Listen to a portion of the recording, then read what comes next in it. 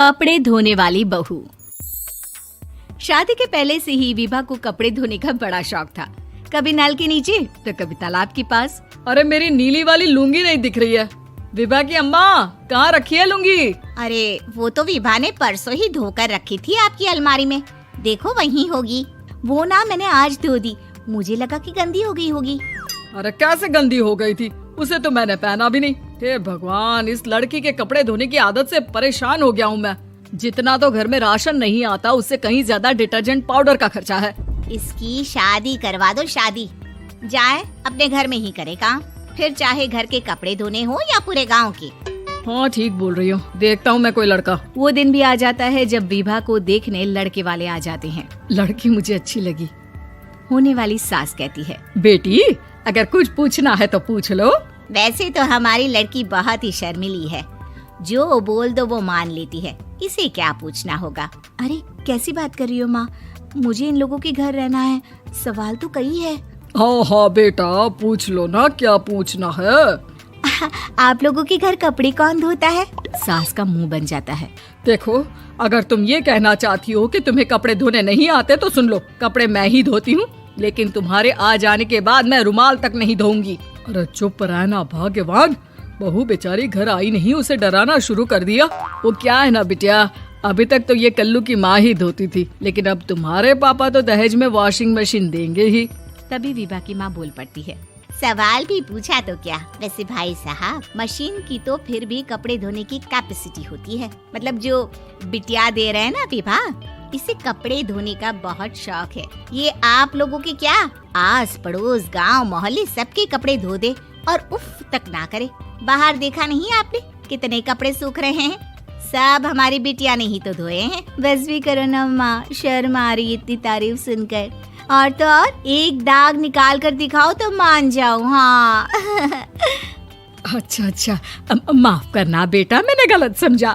हमें तो रिश्ता बहुत पसंद है। और ऐसे जुड़ जाता है रिश्ता कपड़े धोने का शौक रखने वाली विभा का। उसकी शादी हो जाती है कोयला फैक्ट्री में काम करने वाले कल्लू के साथ। शादी के बाद अचानक विभा चिल्लाती हुई सास के पास आती है। सासू माँ, अरे सासू माँ कहाँ है आप?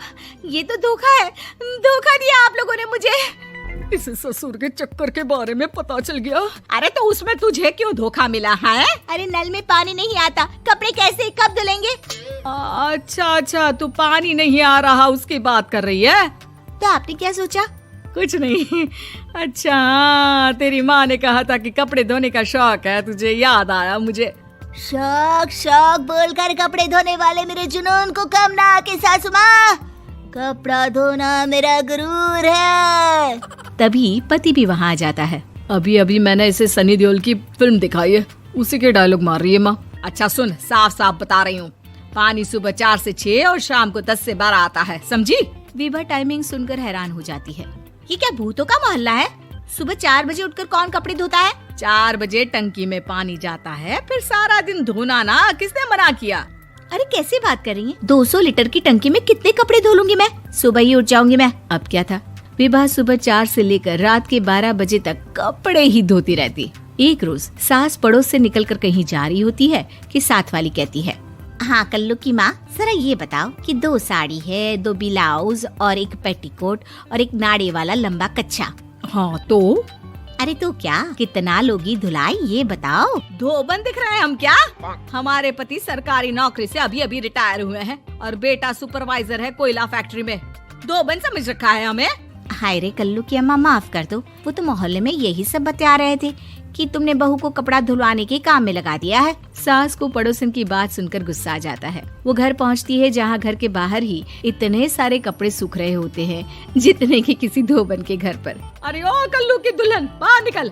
माँ जी यहीं आ जाओ, बाथरूम में चादर धो रहे हैं हम। अरे अभी हम धोते हैं, तुमको बाहर निकलो। ये आस पड़ोस वाले बोल रहे हैं कि हम बहू से कपड़े धुलवा कर उसे कपड़ा धोने वाली बना दिए हैं। अरे छोड़ो ना माँ जी, किन लोगों की बातों में आती हो?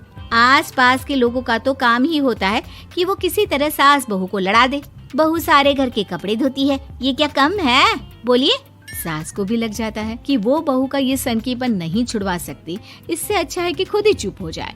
एक रोज सास और बहू मंदिर जाते हैं, जहाँ सास की साड़ी वहाँ खड़ी भीख मांगने वाली से मिलती है। माँ जी क्या बात है, आपकी साड़ी उस भिखारन से कितनी मिल रही है ना? हाँ हाँ देखो तो, दोनों की साड़ी मिल रही है। क्या बात है कल्लू की अम्मा, तुम खुद को तो अफसर की बीवी बताती हो और ऐसी सिंपल सी प्लेन साड़ी पहनकर घूमती हो। सिंपल और प्लेन नहीं है ये साड़ी। तो क्या सोने के धागे से फूल बने हैं? कुछ भी सासू माँ, कुछ भी। हाँ बने थे इस साड़ी में सोने के धागे से फूल। मेरे पति लेकर आए थे मद्रास से स्पेशली मेरे लिए 10,000 की। ताहे भाई साहब इस भिखारन के लिए भी सेम टू सेम साड़ी लेकर आए होंगे 10,000 की। सास उस वक्त तो कुछ नहीं कहती, लेकिन बहू के साथ घर आती है और अलमारी से एल्बम निकाल कर लाती है। ये साड़ी देख रही है, ये वही साड़ी है जिसे मैंने अभी पहना था। इस साड़ी में ये जो चमकदार फूल दिख रहे हैं ना, ये सोने के धागों से काढ़े गए हैं। लेकिन तू लोकल वॉशिंग मशीन ब्रश से घिस घिस कर सारे फूलों को निकाल कर साड़ी प्लेन कर दी। मुझे माफ कर दीजिए सासू माँ। और तो और, जब मैंने तुझे तेरी गलती के लिए कुछ नहीं कहा, लेकिन तूने तो सबके सामने मेरा मजाक ही बना दिया। क्यों? बहू को समझ में आ जाता है कि अब से उसका कपड़े धोना बंद।